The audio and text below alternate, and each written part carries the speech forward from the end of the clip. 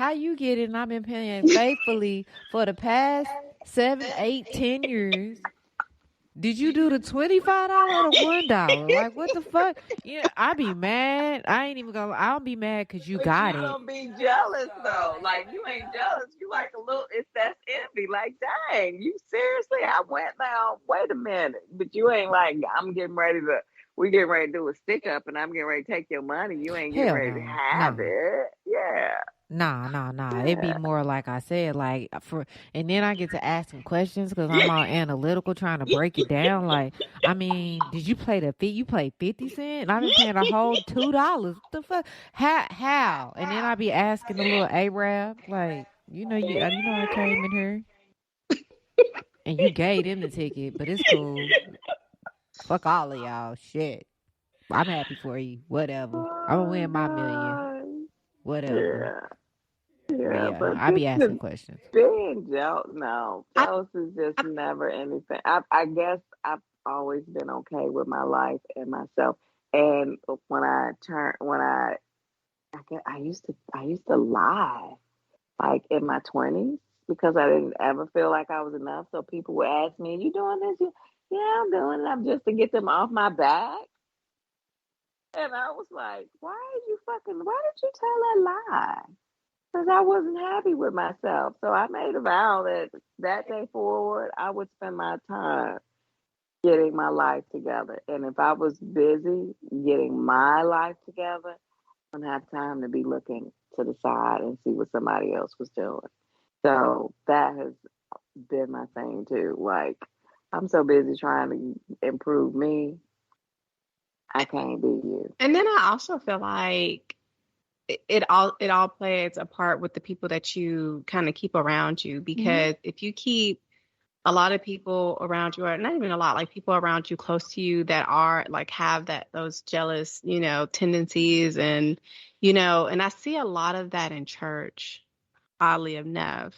But if you're in that environment constantly, I think that that can kind of like rub off on you, where you start to kind of wish the demise of other people around you when they're doing great, because you want that too. And because you got these people around you who are not ambitious, or who don't have that mentality to say, hell, I can do it too.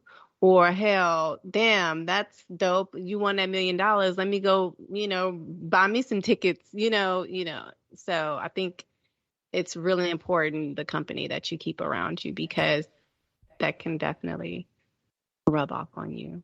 I ain't even gonna lie though. If I'm around no, cause you're not gonna be around a millionaire. But if I find out that I'm going to the same store and I don't win nothing, I'm sweet. It's gonna motivate me. My envy is gonna motivate me to not go to that store no more and find another one. You like, they already cashed out on $1 million ticket. Yeah, I gotta go somewhere I else gotta now. go somewhere else now. Damn it. Yeah. But I mean, to your point about a lot of it being in church, like that kind of ties into what Je'Bree is saying because dang, I've been sitting up crying to God and begging and laid up there on the altar on my face and how Tidying every and week. tithing and Shit. all of this stuff and doing all that. You going outside of yourself for something you have inside of you. So there it is. That's the thing. So that's it. But jealous has never been one of my emotions that I've ever had to deal with. Not.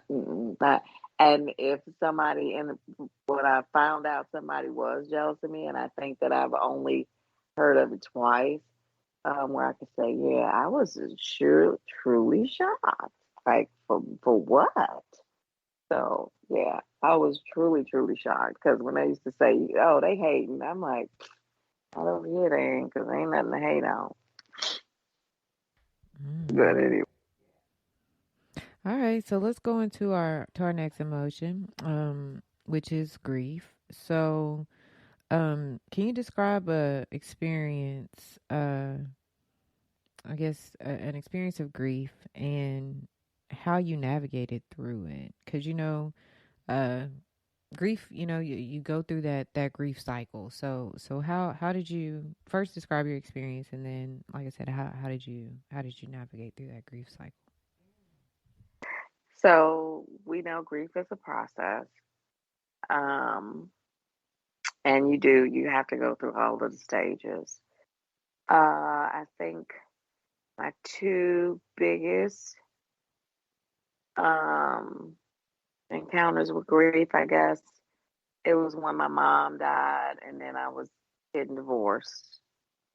That was a big one. And I think the next one was when I broke up with an ex a little bit ago. And that's because you have an idea of how things are going to be and how they supposed to turn out and the supposed choose.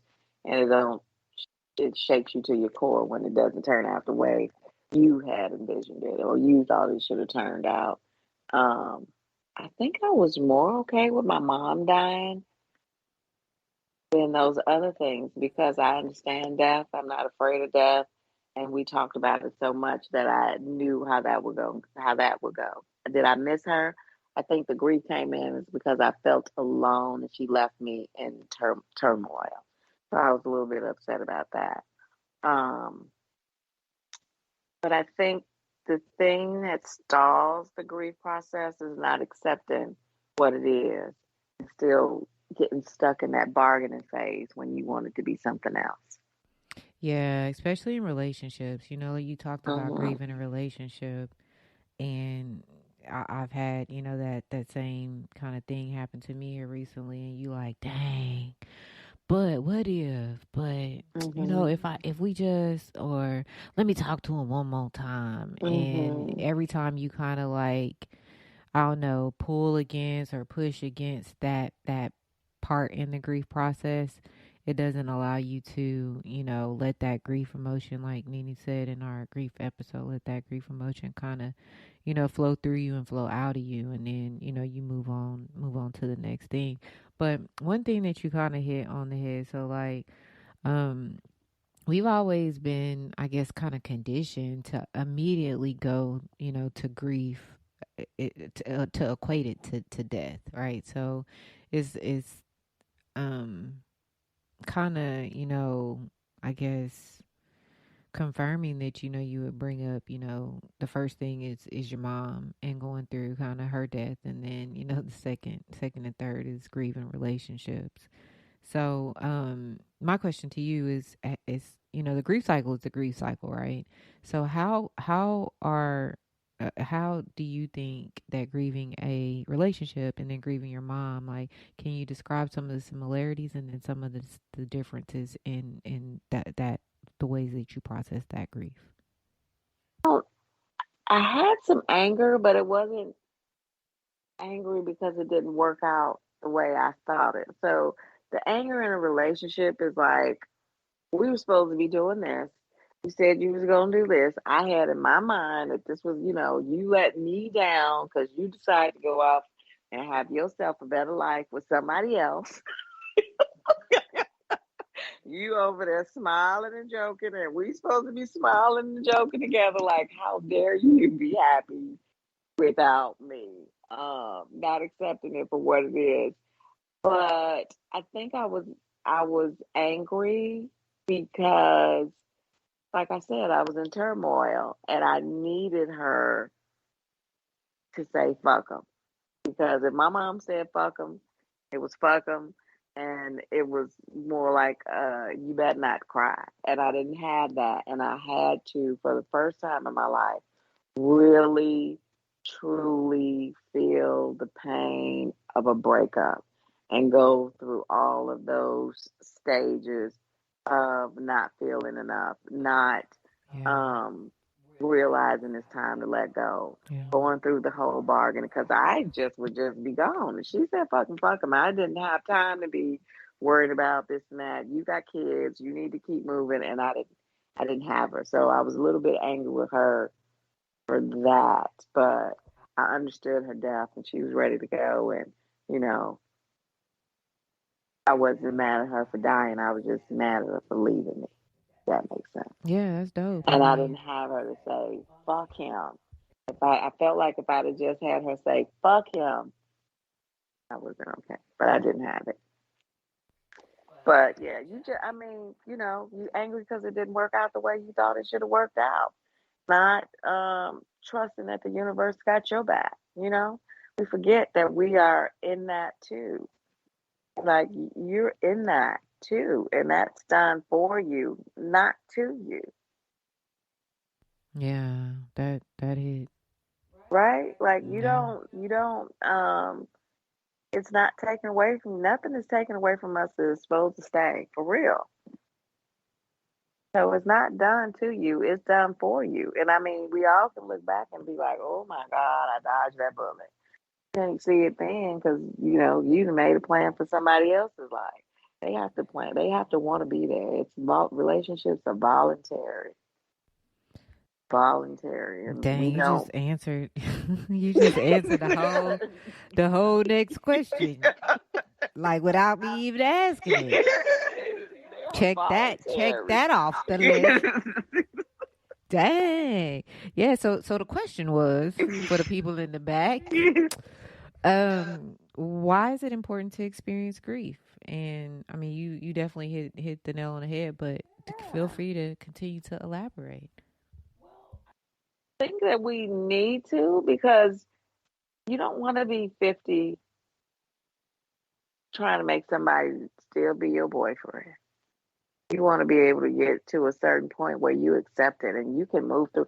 Now I can move through it without fear, without regret or doubt. I might say, well, ain't that a bitch, but I can move through it because I not only bless my life, I bless their life too.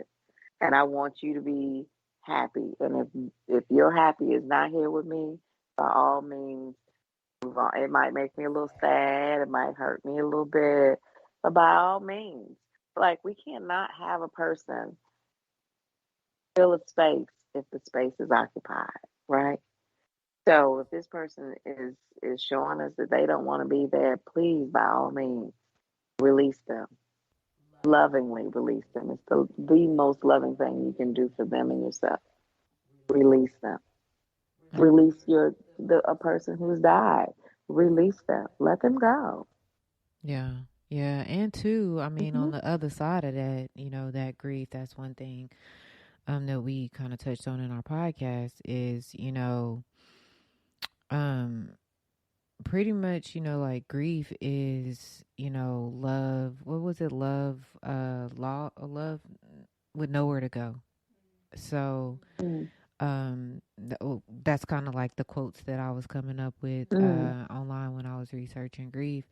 And at one point in in our episode about grief, we actually Nene was like, dang, that sounds like so depressing. But when you actually take a step back and you think about it, to echo kind of on what you just said, like when you let that relationship go or you let that person go, you're able to channel that love that you actually had for that person or even for that relationship into a new experience or into a new um you know uh, you're just able to channel that energy into and pretty much whatever you want to channel that energy to. Yeah. I think it also just to kind of like wrap up grief. I think grief also serves as a reference point of what you've grown through, because Mm. out of all of these emotions, right, that we talk about, like none of them have a cycle like grief. You know what I'm saying? It had, and when I say cycle, I'm talking about the stages of grief, right?